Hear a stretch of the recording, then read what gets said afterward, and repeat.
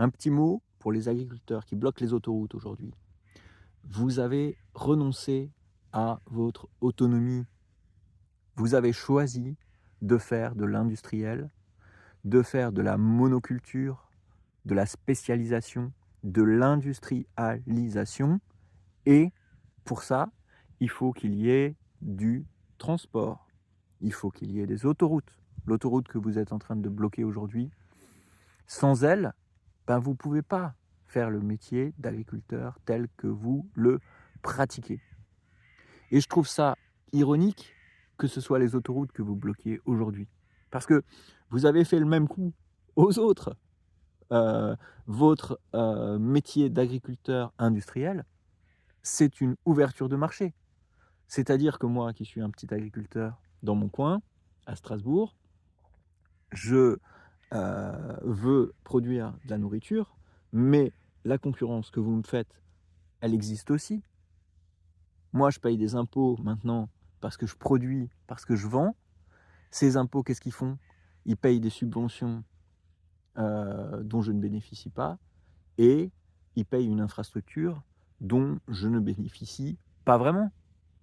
Tous les gens autour de moi payent des impôts pour qu'il y ait quoi?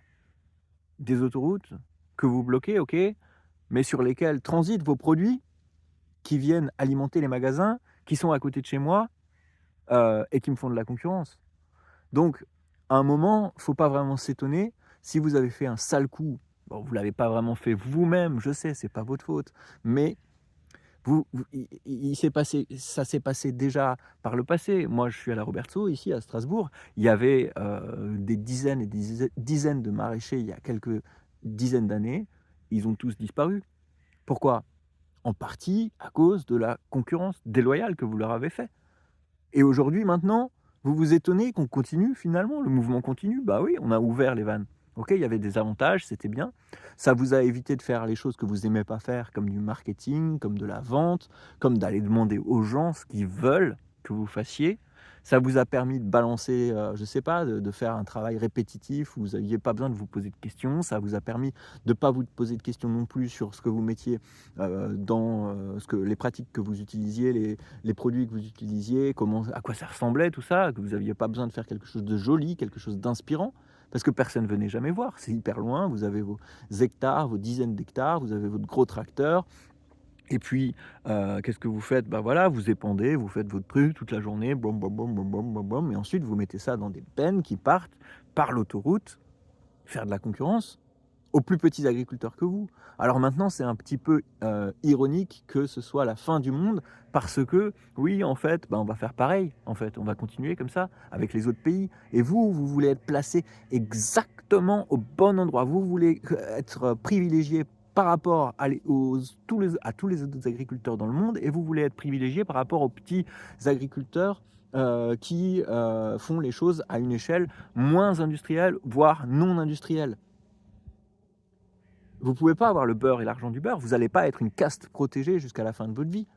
Peut-être qu'à un moment c'était légitime parce que oui, OK, l'industrialisation elle a permis une certaine révolution, qui permet de nourrir les gens, c'est bien, mais aujourd'hui, technologiquement, ça n'a plus vraiment de valeur tout ça. On a des technologies qui sont disponibles pour les petits agriculteurs. Si vous arrêtez un petit peu de nous faire cette concurrence déloyale, vous allez, voir que ça va fleurir partout les petits agriculteurs et c'est comme ça et c'est la vie et peut-être que ça serait bien pour vous, hein, de réfléchir un petit peu plus à comment vous pouvez faire un métier plus humain, à comment vous pouvez faire un métier où vous répondez à une vraie demande et pas à une demande industrielle, où vous remplissez pas des bennes pleines de maïs pour faire, de l'amidon qui servent à faire, je sais pas quel truc de gâteaux, mauvais pour la santé. Vous pouvez vous poser un petit peu la question: «Comment est-ce que je peux rendre mon voisinage, comment est-ce que je peux rendre ma ville, comment est-ce que je peux donner plus de santé, plus de goût, plus de beauté aux gens qui sont autour de chez moi, ça serait pas du luxe. Voilà, moi c'est ce que j'essaye de faire ici,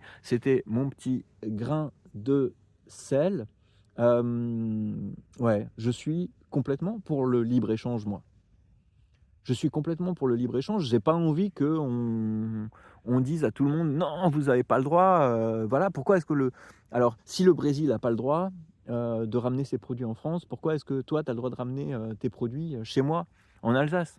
Après, je veux bien comprendre que dans une certaine mesure, ce soit, légitime pour certains produits vraiment spécifiques, mais en même temps, je trouve qu'il y a une hypocrisie qu'il est impossible de nier, dans cette situation. Alors voilà, moi, j'ai pas besoin de prendre l'autoroute pour aller bosser parce que je bosse chez moi, pour les gens près de moi, donc fermez les autoroutes si ça vous amuse. Moi, je continue à faire mon projet, je continue à gagner ma vie très décemment, et je vais continuer à le faire, je vais développer des nouvelles choses.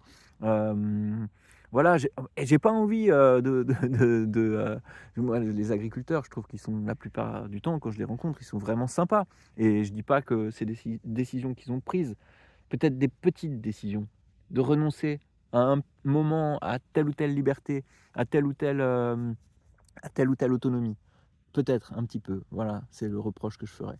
Allez, bye.